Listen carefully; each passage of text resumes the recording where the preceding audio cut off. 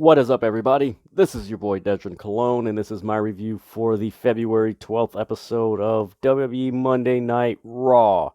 Like, share, comment, subscribe, hit the notification so that way you are notified when the City of Wrestling drops its latest content. Follow me, Dedrian_180 on TikTok, Twitter, Instagram, Fanbase, Blue Sky, and you can follow me on Facebook at Dedrian Cologne.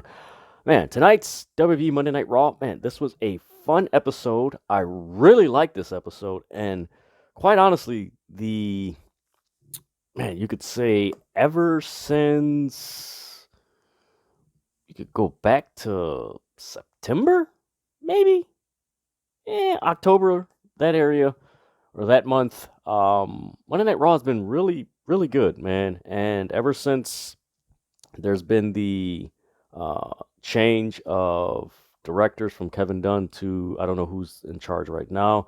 It's actually gotten even better. One notable change I noticed tonight was the LED screens around the ring just had the Raw logo, and it was just a black background behind the Raw logo. Usually it's the Raw logo with the red, and just it's very bright and just, man, if you guys follow me on TikTok, and on my Fridays SmackDown Rampage watch along, I've mentioned it to like Engaging. Shout out to those guys, Mid South, Ballhead Bro on TikTok, and I mentioned the color psychology of that and how it's just too bright. And after a while, when you see something so bright, you're just like, I gotta change the channel. Let me do something. Then after a while, you're like, let me go back. But tonight did not feel like that. It was lit well. Just everything just looked really, really good. On top of that, you got a really good Raw with a lot of story progression and a lot of building towards Elimination Chamber and the long run of WrestleMania 40. So you had a lot of good things going on here. And then, of course, you built for next week Raw. So it's, man, a lot of good things. Man, in spite of the disgusting lawsuit that is like this black cloud over WWE, there is some good things that these wrestlers are producing for our entertainment, and I like it. I enjoy it. It's fun. It's cool. The things that are happening in other promotions, there's things picking up in AEW. We'll see what happens in Impact. Wow, Women of Wrestling, they got some pretty cool things going on over there. Of course, there's changes in New Japan, CMLL, just picking up with that partnership with AEW. So there's just a lot of stuff. Triple H just had an event.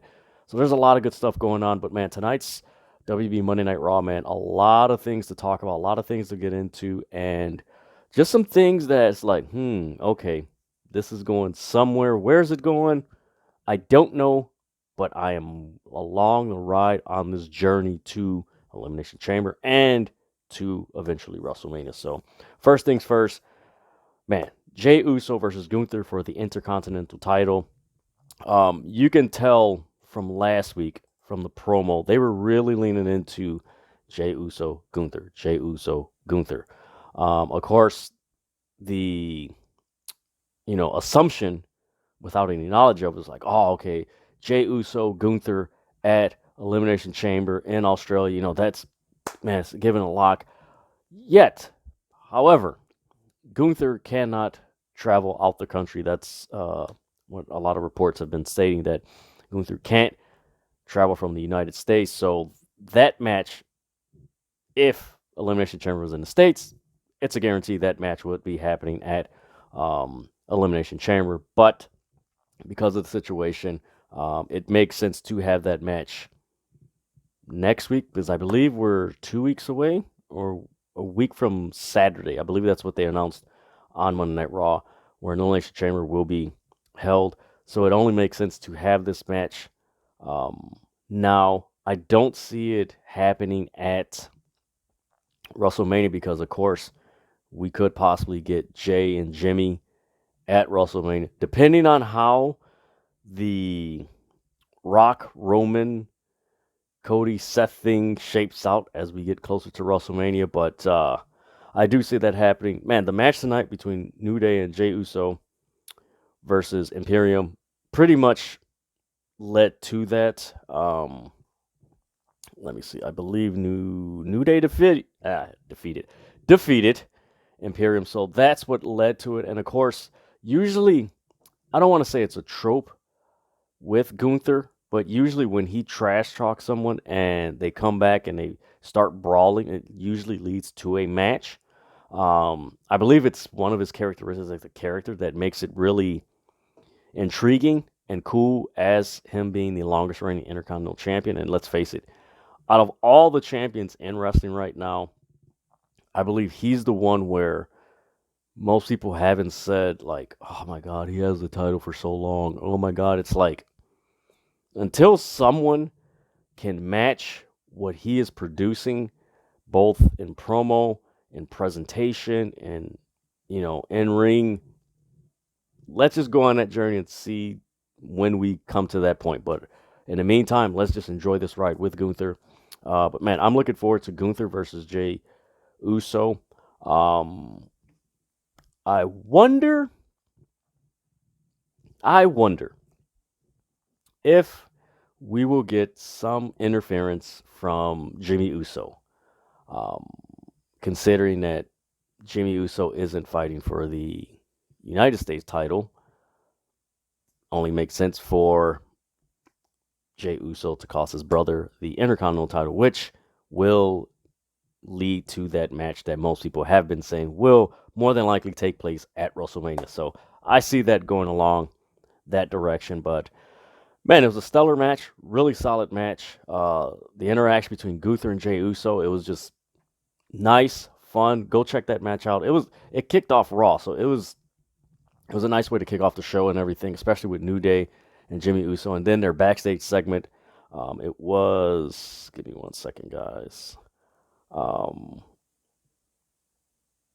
Yeah, it was pretty much after the Cody Seth promo, but you can tell that these guys, New Day and Uso, and Jimmy Uso, like they mesh because they've feuded for so many years, and off camera they're really good friends. So it just flew, meshed together and clicked, and with the interviewer and everything, it's just like, all right, man, this is really cool. But man, Jey Uso, Gunther, that is going to be a fun match. But like I said, it will be interesting to see if there's any outside interference from Jimmy Uso, his brother, considering, and actually it would make sense considering that,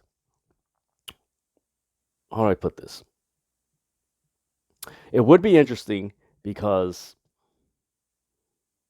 more than likely we're going to see it confirmed on SmackDown, but now Jimmy and Solo are more bolden to do whatever they want because let's face it, you have Roman Reigns, but now you have someone that's even higher than Roman Reigns with more power and influence. So it's like, what are you going to do? Not only is Roman the tribal chief, but The Rock is a board member of TKO. So he has more rank than anybody on the show. So that could be something that, again, it goes back to what I said, that we could see Jimmy Uso cost Jey Uso the Intercontinental title and Gunther continue his reign. We'll see how that plays out. Next thing that really stood out to me, I liked it. I liked the presentation. And I like how they're introducing him. It's cool. And it's almost like a alternate version, continuation of what he was doing in AEW. And I'm speaking of the one and only Andrade. They're not calling him El Idolo. I know his entrance song at Royal Rumble said El Idolo, and it was Andrade. But I mean, basically the vignette, it was a recap of his history, growing up, why, how long he's been wrestling. It was a recap of him being the NXT champion, the United States champion. He mentions he's always mentioning this, and it's really good, because of course, let's face it, some people probably didn't watch his run in AEW. Some did, so we're like, oh, we know what he did. But most people, more than likely didn't watch his run in AEW. So he's reminding them, hey, 3 years ago I had to leave to remember who I was. now that he knows who he was, he's come back, and he mentions, I know the direction is clear. And it's interesting because they mention the NXT title and the United States title. So it begs the question, is he going after the Intercontinental title, or is he going after the World Heavyweight title that Seth Rollins holds? So we know that he's going after gold, but it's interesting to wonder which title he's going after. And it's clear with this vignette that he's going after gold. That's what he's going after. We'll see where that goes. Also, I'm really interested to see if they reunite him with Zelina Vega. I mean, that would be pretty cool. I mean, the LWO and Legado del Fantasma, they have this beef. Elektra Lopez and Zelina Vega. So I'm interested to see how that plays out and if we get a reunion with Andrade and Zelina Vega. But let's see where Andrade goes. I'm interested to see where he goes and just the matches that he's going to put forth on Monday Night Raw, and just, man, how's this thing going to go, man? I'm really interested. I really like this run in AEW. Could have been better. Yes, it definitely could have been better, but beggars can't be choosers. You know, it is what it is. But yeah, I'm really interested to see where Andrade will go and how he'll do in, with these matches coming forth. More like he's probably gonna have a WrestleMania match, maybe. Maybe he'll have a match at Elimination Chamber. Definitely he's gonna have some matches after WrestleMania. That's for sure, because that's the new season of WWE. But we shall see. The next thing, and this was probably the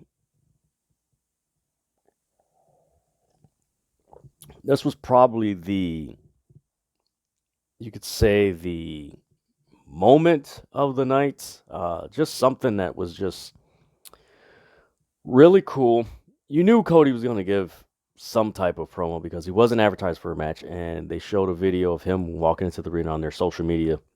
So it's like, all right, Cody's going to say something, get to the ring. I don't recall if they showed a video of Seth arriving in the arena on their social media. Usually they do that, but I don't recall that. But man, this was some really good stuff. It answered, how Cody felt after last Thursday's WrestleMania kickoff show. It answered why Seth Rollins reacted the way he did. It answered, what Seth Rollins thinks of Roman Reigns now, what Seth Rollins thinks of The Rock, and it also answered why Seth Rollins has this, what's the word I'm looking for, like almost like this bond, but like, I know we competed, but you know what, we have a bigger enemy than whatever we've had and stuff like that.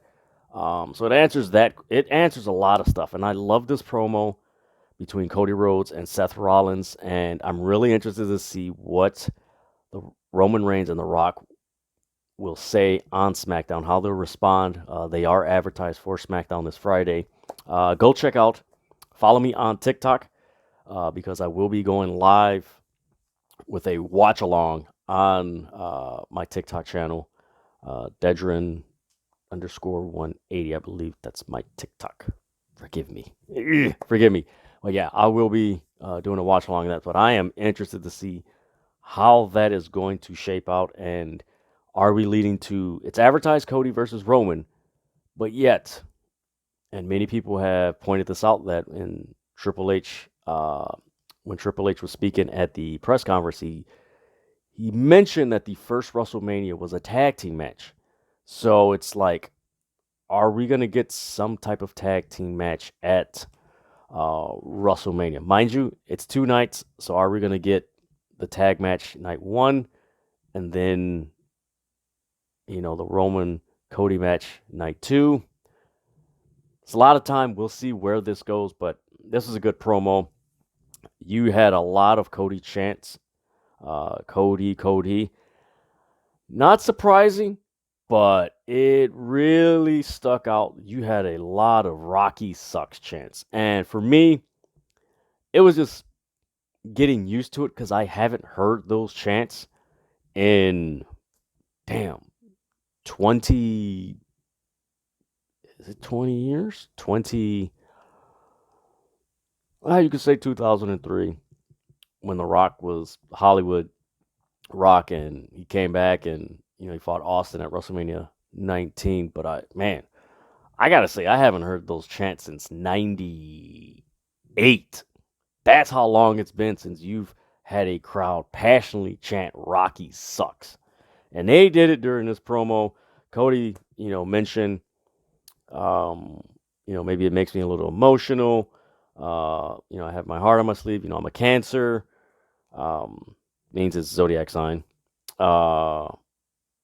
I can't cry because then I'd be a crybaby. So he, calls back to what The Rock was saying on the Pat McAfee show about the Cody crybabies. He mentions that, The Rock doesn't listen. He slapped him in the face in public. That wasn't the people's champ. That was Madeleine's. Really big word. It's like, ooh, okay. Seth Rollins comes out. They have their crowd singing.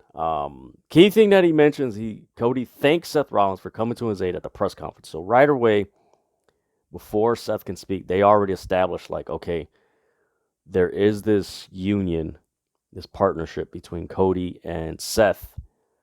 Or let me phrase that. There's this alliance between Cody and Seth that they don't stand for what Roman Reigns is, and they definitely don't stand for how The Rock is acting, being a board member.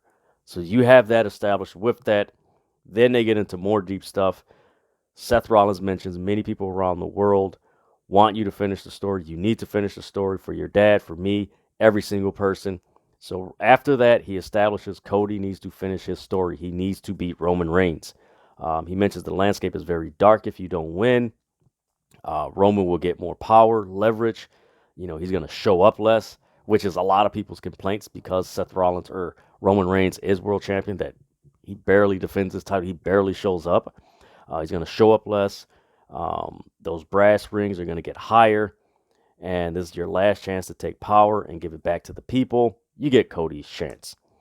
Then he mentions that the bar has been raised. You're dealing with the biggest, most influential man in entertainment, The Rock. And then you get more Rocky sucks chance. So they establish, why Cody needs to finish the story. Then they establish the ramifications if he doesn't finish his story. And then he establishes the ramifications of who he's dealing with beyond Roman Reigns and The Rock. So I really like that.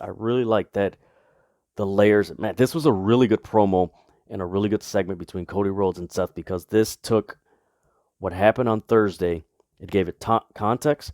It gave it clarity. And then it gave it direction. And it's like, okay, now we know where this is going to go in some way, shape, or form. Then Cody mentions this. You don't have to fight this battle alone. So now this reestablishes what I was saying, that Cody thanking Seth to come for his aid. Now this reestablishes, okay, this is some form of alliance that Seth is, kind of bringing into existence. He mentions, I'm tired of The Rock and Roman Reigns. They throw their weight around. They think they can do whatever they want. The man Roman Reigns is part my fault. And then this is where it gets good. So now it reestablishes what Seth Rollins feels why Roman Reigns is the way he is because of what happened. 12 years ago, we came in here.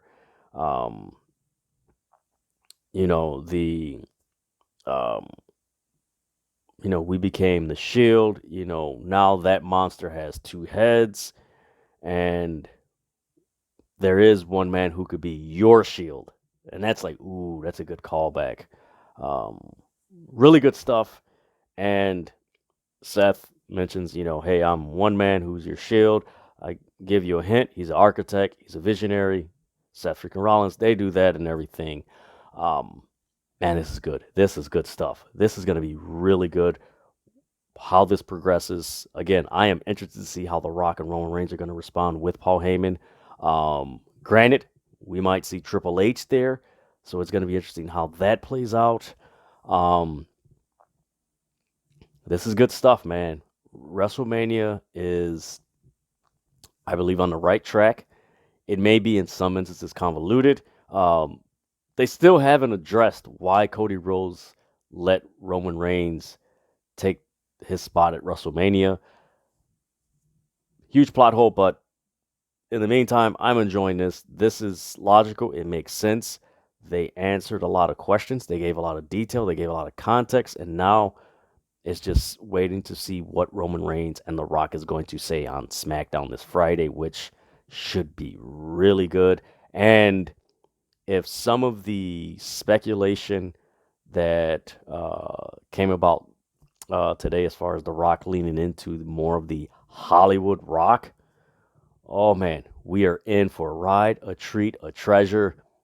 This is going to be entertaining, man. We're going to be sports entertained. This is going to be really good. Next thing, R-Truth and Judgment Day. Man, a part of me is disappointed and sad because I really like the interaction between R-Truth and Damian Priest. There was just some chemistry that they had that I'm just like, man, this is so cool. I like this. This is cool. But we didn't get that. There's a backstage segment with Judgment Day. They're walking to the arena. R-Truth shows up. Damian Priest like, enough to this. You've never been in Judgment Day. I'm being very serious. And he's like, you know what? That wasn't a beatdown. That wasn't an initiation. There wasn't nothing. Tonight is an execution. It's like, ooh, Damian Priest is vicious. And R-Truth is like in shock. We get to the match, JD and R-Truth. JD McDonough comes out, and you got all of Judgment Day, with the exception of Rhea Ripley, come out, and they're at ringside, and they're just waiting. And you got Damian Priest just there. Excuse me. In the meantime, they cut back to R-Truth on the phone. He's trying to call The Miz, and Adam Pearce like, yo, your match is like, hurry up. And R-Truth's like, no, man, I gotta, like, how quickly can you get here from California to Kentucky? Man, I need you here. I need you, blah, blah, blah. He says that, so he heads to the ring, and you just see Damian Priest just looking. I'm like, man, this is a beatdown. This is a beatdown. From there, R-Truth, he's fighting. Afterwards, he actually, give me 1 second. Darn it. Give me 1 second.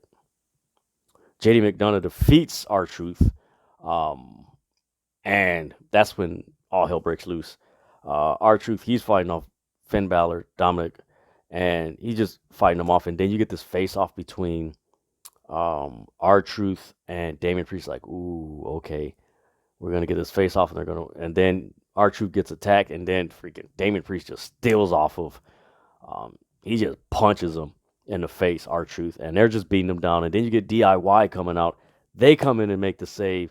So it looks like we might be getting a 8-man tag at Elimination Chamber with Judgment Day versus DIY, The Miz, and R-Truth. Makes sense that we could get that. Interesting to see where that's going to go after WrestleMania. R-Truth, or not R-Truth, Damian Priest, he still has the Money in the Bank briefcase. He has yet to cash it in.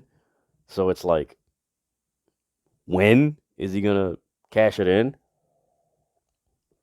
But this has been a very entertaining angle. You can tell that, how do I put this? The seeds are planted for Judgment Day to eventually go their separate ways.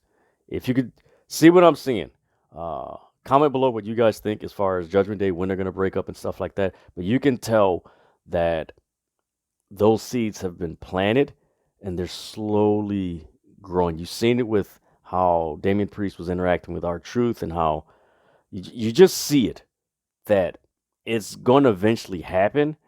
and they've been telling the little stories to get to there.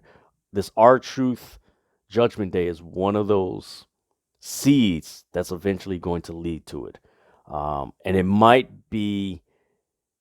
coincide with Priest not cashing in the Money in the Bank briefcase.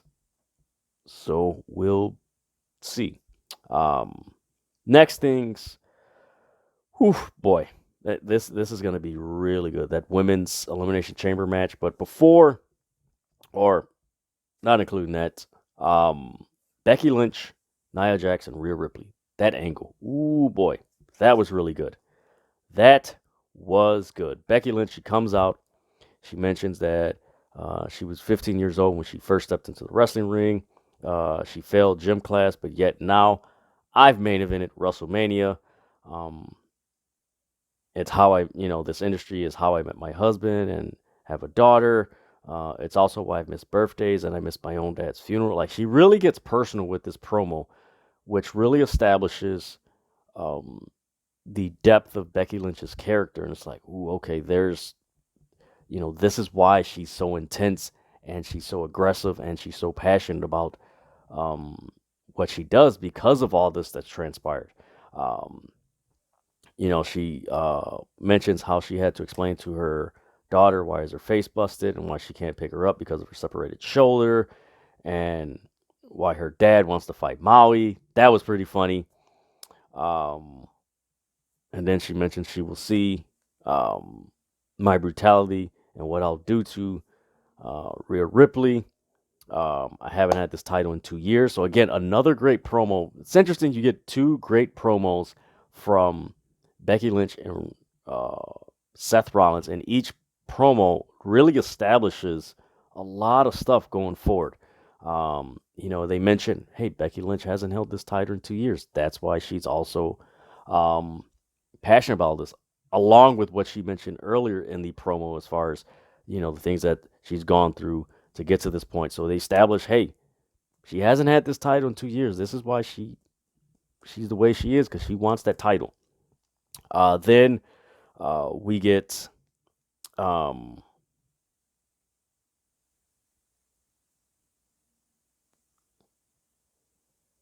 you get Becky Lynch wanting to make a toast. And she's like, we're in for a raw ride of WrestleMania. Nia Jax comes in. She interrupts. And Nia Jax comes in, like, you kind of sense, like, okay, is she genuine? Is she swerving? Like, this was a really good job by Nia Jax. And she mentions, um, I have so much respect for you, Becky. Hopefully one day I could be the mother you are. You're going to win that match at Elimination Chamber. There's nothing that's going to stop you from getting that championship. Nothing's going to stop me. And she's like, she changes quickly. Like, she's just really somber. She's like, nothing is going to stop me from beating Rhea Ripley for the Women's World Championship.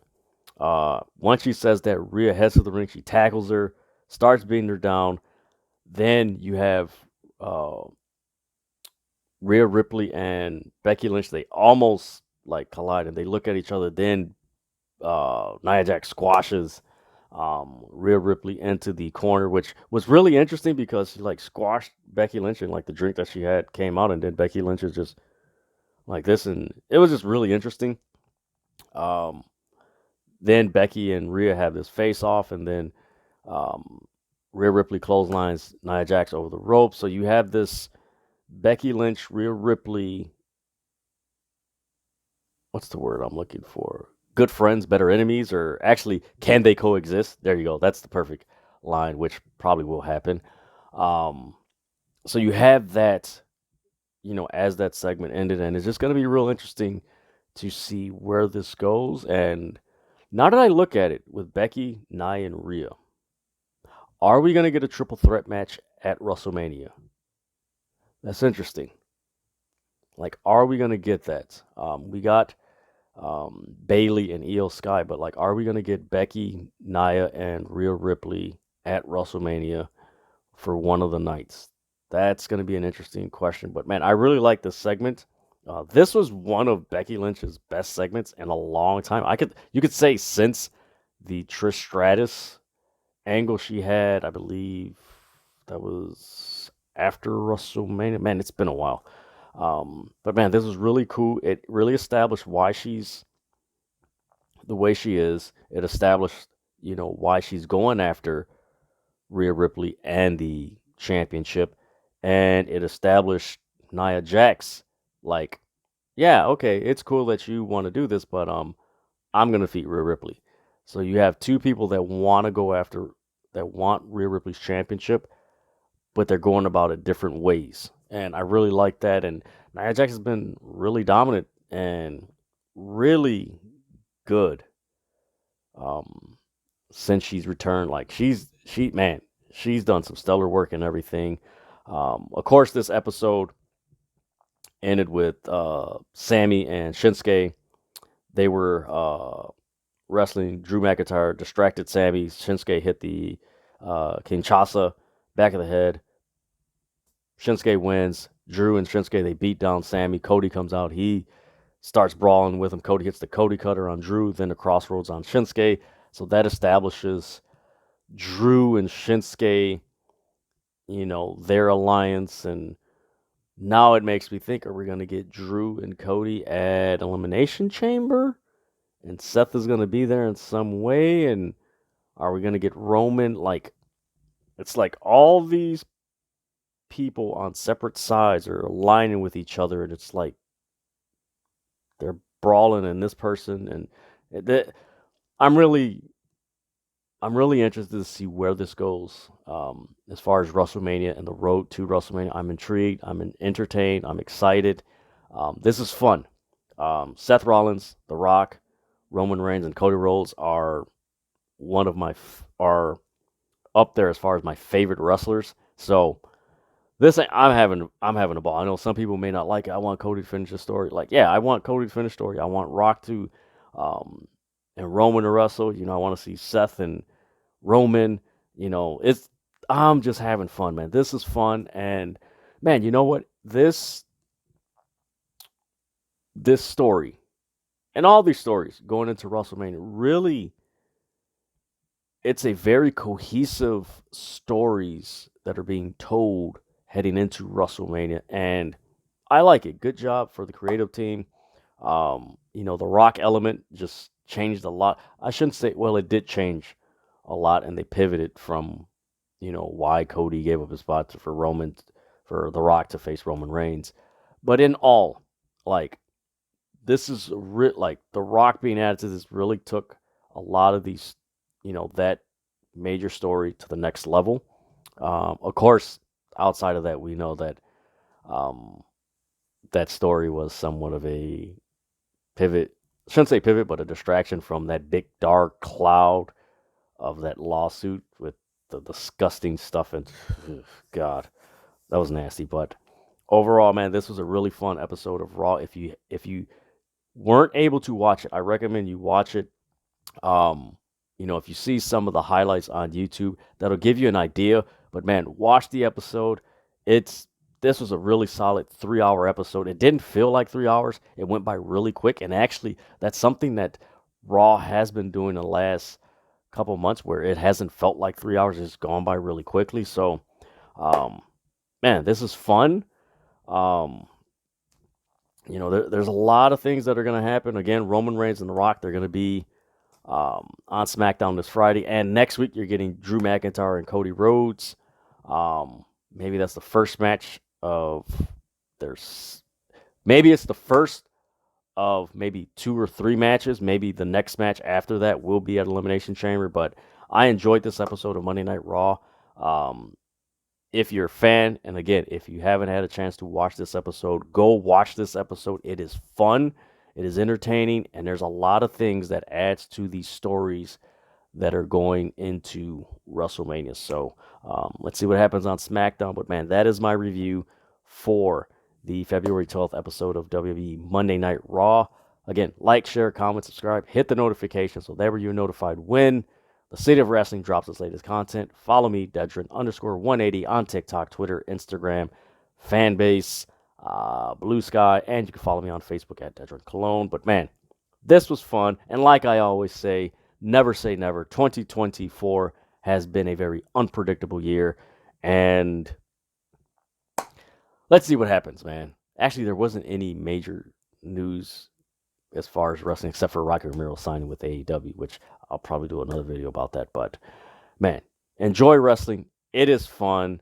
And let's just keep having fun. All right. With that, folks,